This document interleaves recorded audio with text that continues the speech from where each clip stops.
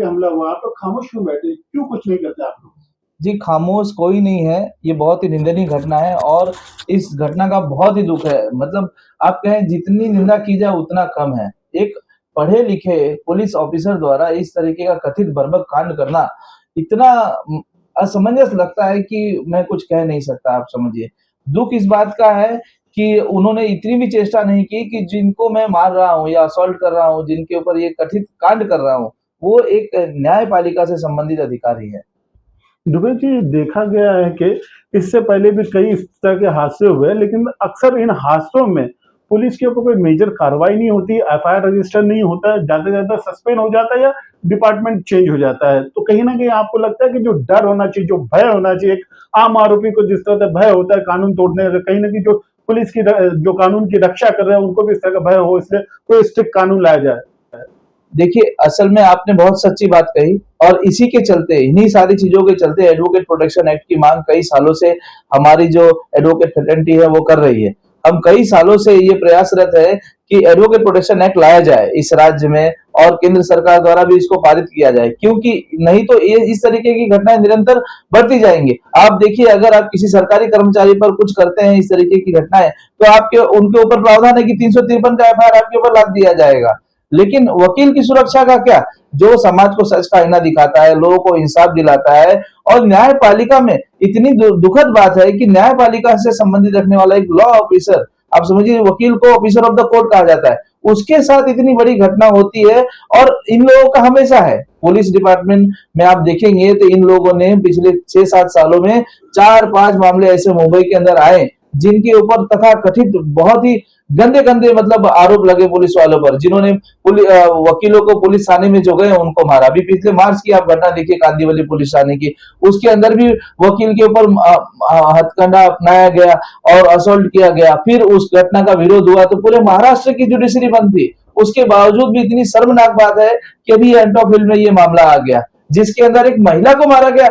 मैं तो ये सोच रहा हूँ कि क्या कर रहा है महिला आयोग, क्या कर रहा है ह्यूमन राइट्स, वकीलों पर अत्याचार हो रहा है, इनकी नीति नहीं खुल रही है। इन्होंने इस घटना का कोई वो लेना चाहिए संज्ञान।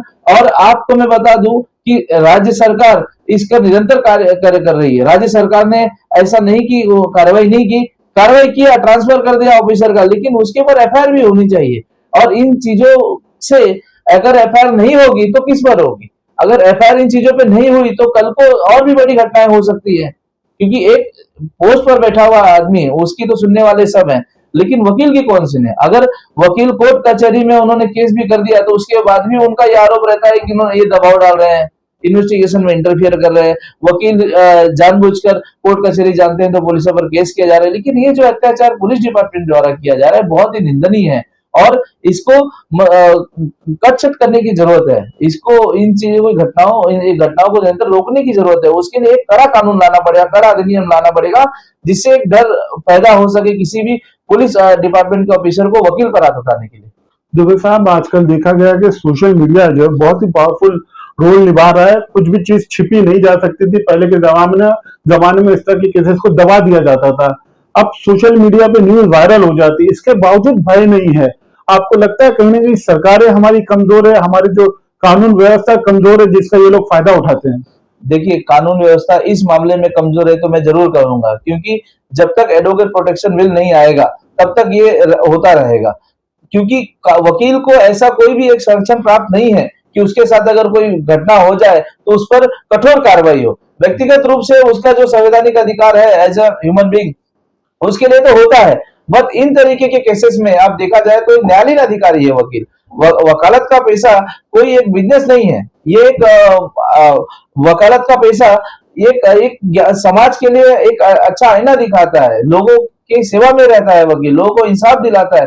तो अगर न्यायालय से संबंधित रखने वाले अगर अधिकारी के ऊपर इस तरीके का अत्याचार होगा और उसको सुरक्षा प्रदान नहीं की जाएगी तो फिर ये तो गलत है। इसके लिए एडवोकेट प्रोटेक्शन एक्ट की बहुत ज्यादा जरूरत है, नहीं तो ये अगर मामले बढ़ते गए तो समाज में इसका गलत मैसेज हमेशा जाएगा। आप देखें मुंबई में मुझे लगता है तीसरी या चौथी घटना पिछले 1-2-3 सालों के अंदर है। अभी फिलहाल कांदीवली में हुई थी, उसके पहले कुरार पुलिस स्टेशन में हुई थी। तो पुलिस कर्मियों द्वारा इस तरीके से हिंसक प्रवृत्तियां करके गलत तरीके का ये जो रवैया है वो नहीं अपनाना चाहिए। उनके ऊपर कठोर कार्रवाई होनी चाहिए, उनके सस्पेंशन से लेकर मुझे लगता है उनके ऊपर एफआईआर वगैरह भी दर्ज होनी चाहिए इमीडिएटली, तभी जाके सबक मिलेगा और ये घटनाएं कम होंगी। मेरा एक आपसे आखिरी सवाल है, चलते चलते, कहीं ना कहीं आप बीजेपी सरकार से जुड़े हैं, बहुत अच्छा पद भी रखते हैं और मौका ऊपर वाले ने आपको दिया है कि आपके जो साथी लोग हैं, लॉयर्स हैं, उनके लिए कुछ ना कुछ आप कानून बनाए। अब लोगों को बहुत उम्मीद है, तो आप पर्सनल तौर पे क्या करना चाहेंगे? जी जी, मैं तो करता ही रहता हूँ व्यक्तिगत तरीके से। आप देखेंगे जब कांदीवली में घटना हुई थी,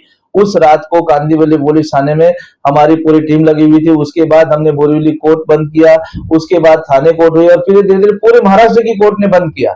और हमारी मांग जो है वो कमिश्नर से लेके माननीय राज्यपाल महोदय, पूरे माननीय मुख्यमंत्री तक गई कि एडवोकेट प्रोटेक्शन अधिनियम लाया जाए, और उन्होंने विश्वास दिलाया कि ये जल्द से जल्द पारित किया जाएगा और उस पर चल रही है चर्चाएं। लेकिन इन बिटवीन बीच में इस तरीके की घटना फिर एक आ जाती है। मुझे तो जानकर ये बहुत हैरानी है और बहुत खेद भी है कि एक सीनियर पीआई, ये मैं समझता था कि कोई न्यू कांस्टेबल है या पीएसआई है, कुछ तर झड़प हो गई, बातें थोड़ी बहुत हो गई, बातें स्थिति हो जाती है। लेकिन इस तरीके की घटना की 4 घंटे तक बंद करके उनको मारना और रिपोर्ट नहीं करना, तो उन्होंने क्या समझ रखा था? क्या उन्होंने ये समझ रखा था कि मैं ही एक भेड़िया हूं इस जंगल का और कोई नहीं मुझसे ऊपर? ये बहुत गलत बात है। समाज में कानून ने सबको सेम अधिकार प्रदत्त करके दिया है। आप अगर पुलिस थाने में बैठे हुए हैं तो हम कोर्ट के अंदर बैठे हुए, हम न्यायपालिका को चलाते हैं। अगर आपने हमारे साथ ऐसा किया तो कितनी गलत बात है। तो कैसे चलेगा ये सिस्टम, बताइए? आप अगर वकील के साथ ऐसा करते हो तो आम आदमी से आप क्या करते होंगे? तो मुझे तो बहुत ही दुख होता है इस तरीके की प्रवृत्ति के ऐसे पुलिस कर्मियों द्वारा। तो इनके ऊपर उचित से उचित कार्रवाई हो, यही मेरी सरकार से मांग है। और मैं कोशिश करूंगा, मुझसे जितना बन पड़ेगा मैं कोशिश करूंगा कि मैं जल्द से जल्द एडवोकेट प्रोटेक्शन बिल की हमारी जो मांग है वो मंजूर हो। मैंने भी भ्रष्टाचार व्यवहार किया हुआ है, जहां से मैं कर सकता हूं उचित पूरा प्रयास है। मैं अपने वकील बंधुओं के साथ हूँ। हमसे बात करने का बहुत बहुत शुक्रिया आपका, धन्यवाद। धन्यवाद।